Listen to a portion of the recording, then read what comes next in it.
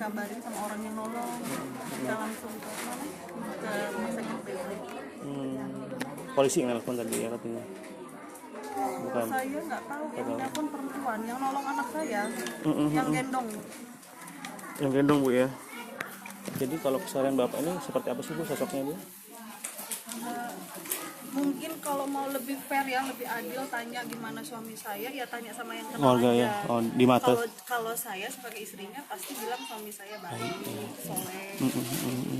Tapi untuk lebih lebih jujurnya mungkin tanya sama orang lain, jangan tanya ke istri. Iya.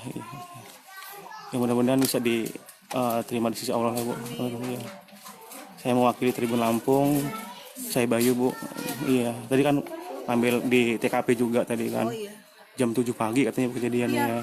pas nganter anak sekolah ya, jam 7 suami saya keluar. Kurang lebih jam 7. Karena memang biasa jadwal nganter jam segitu. Oh iya oke. Jadi nggak ada firasat sama sekali ya Bu ya. Kalau firasat nggak ada. Oke, makasih banyak Ibu ya. Sorry nih Bu bisa ya, makasih Bu ya. Yuk.